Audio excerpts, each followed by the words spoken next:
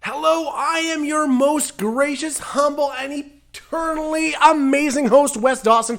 This is another groundbreaking episode of Gabagool in 8. Now, they say you put a dress on a pig, it's still a pig. Well, I don't care. That won't stop me from taking your sister out to the finest Chinese all-you-can-eat buffet that's under $15. So this week's episode is a bit different. It is appropriately titled Weekend at Bernie's 3, the Putrid Corpse Cabana Party. Now, these are just ideas I've mulled around in my abnormally large gray matter I have sitting in my beautiful skull. These are movies I have written out full screenplays for that I really think Hollywood can either reboot, create sequels for, or maybe turn into a web series of some kind. I just think it's something the world needs to see. So let's not waste any time. Let's dive on in.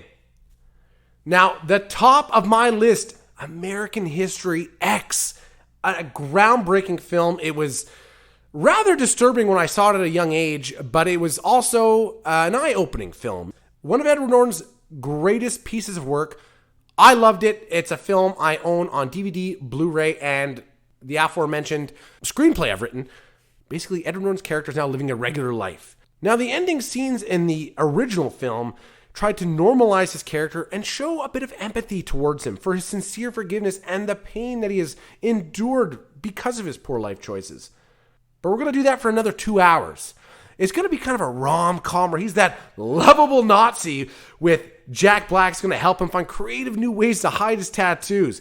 And then you'll find Edward Norton juggling his job of motivational speaking in elementary schools and working backstage at a deli. And then finally, Edward Furlong reprises his role as the younger brother and begins to be hunted by a T-1000. Oh, wait, I think I've merged. Anyway, it's already written. I'm not changing it now. And of course, Weekend at Bernie's 3. That's right, you heard it again. What kind of wacky adventure can Corey Feldman and that other Corey guy get into while lugging around a heavily decomposed body?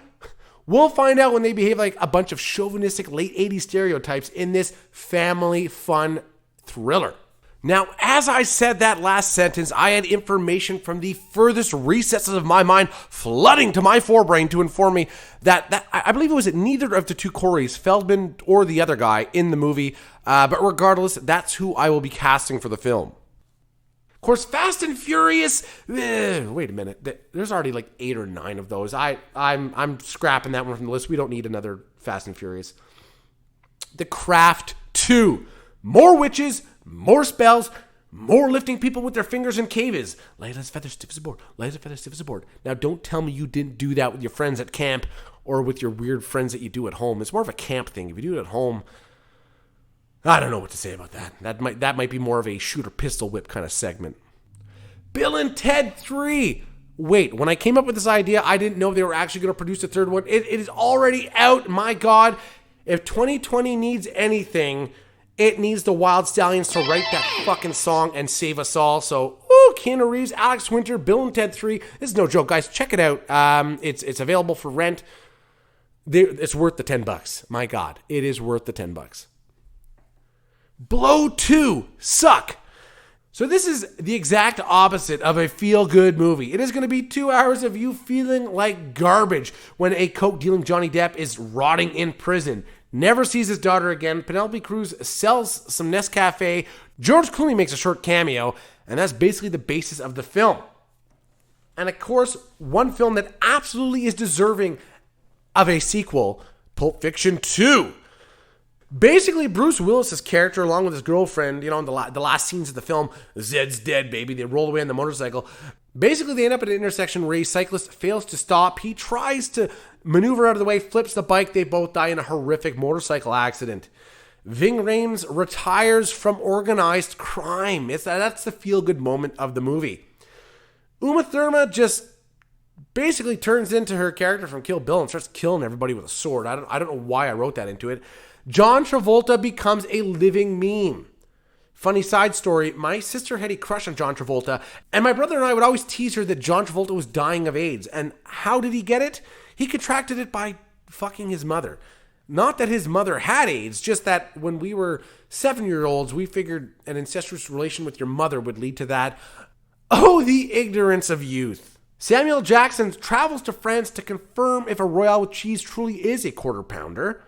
And then there's flashbacks to the backstory of the Gimp, which, by the way, has rendered me ultra aggressive to anyone wearing a Gimp mask, and even some luchadors.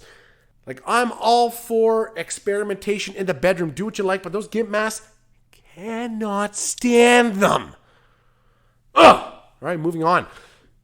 We're going to head on to the expert panel member this week, none other than my dear friend who can't stop insulting me when I invite him on the show, Adam Ace. This is going to be a new take on it called Word Association. So I'm going to rapid fire a couple things at him. We're going to see what his reply is to it.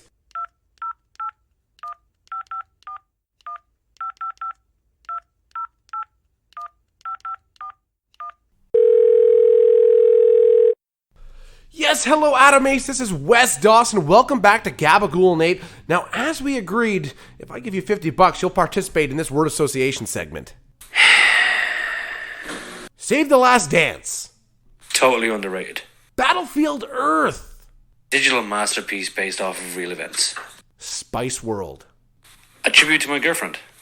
Ooh, truly groundbreaking stuff.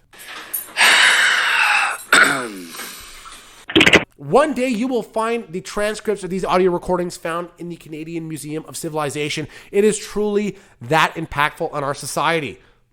Upcoming for next week, I'm so excited. I'm titillated for these subjects. Velcro gets a bad rap. We're going to find out why. Why can't scrubs get no love? Am I ready for this jelly? What the fuck does that even mean? Is she singing from like a point of view type of thing? Or is this like a decrepit, obese person? Like, why aren't I ready for your jelly, Beyonce Knowles? Let me know. Is Kelly Rowland still Nelly's boo? And did that cut under his eye ever heal? Thank you very much. I am Wes Dawson. This has been Gabagool and 8. Please listen, like, subscribe. Take those checks from Gam Gam you get every year for your birthday and spend them on advertising for my podcast. I would truly appreciate that. It's not that much to ask. Thank you very much and take care.